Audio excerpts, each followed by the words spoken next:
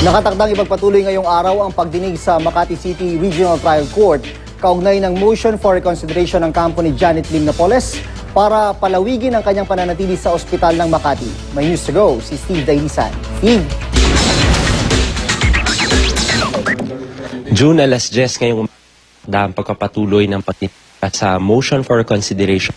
Hinihintay naman ng kampo ng tinuturong utak ng pork barrel scam si Janet Lim Napoles para sa kanyang extended hospital confinement. Ngayong umaga nga inaasahang haharap ito sa Regional Trial Court Branch 150 Dr. Ismael Peralta, gayon din si Dr. Florentina Villanueva. Kailangan daw madinig ng prosekusyon, gayon din ni Judge Elmo Alameda, kung may basihan ng mga naging testimonya ni Dr. Efren Domingo, ang gynecologist-oncologist ni Ginang Napoles, na nagbahagi naman ng kanyang testimonya nitong Biyernes. Sa testimonya ni Dr. Domingo, sinabi nitong kailangan ni Mrs. Napoles ng 7 to 10 no bleeding days bago siya mabigyan ng discharge order.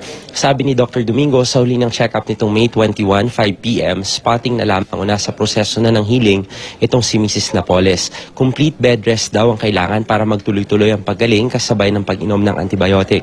Stress na pinalala ng diabetes type 2 raw kasi ang dahilan kung bakit nakaranas si Napoles ng pagdurugo ilang linggo matapos ang kanyang operasyon nitong April 23. Pinagwawalan daw muna siyang asikasuhin ng mga dokumento sa loob ng kanyang kwarto.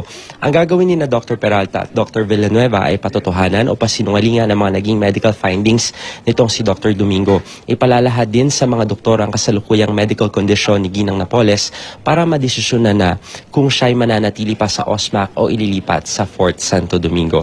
Supposedly June today ang simula ng trial proper para dun sa kasong illegal detention na inihain ng kapo nitong si Ben Hurluy. Pero nitong Biyernes ay naghain ng entry of appearance itong bagong abogado ni Napoles na si Attorney Stephen David na siyang magiging lead counsel kahalili ni Attorney Alfredo Villamor, kaya na-reset yung supposedly trial proper sa June 2 at June 9. June. Maraming salamat, Steve Dailisan.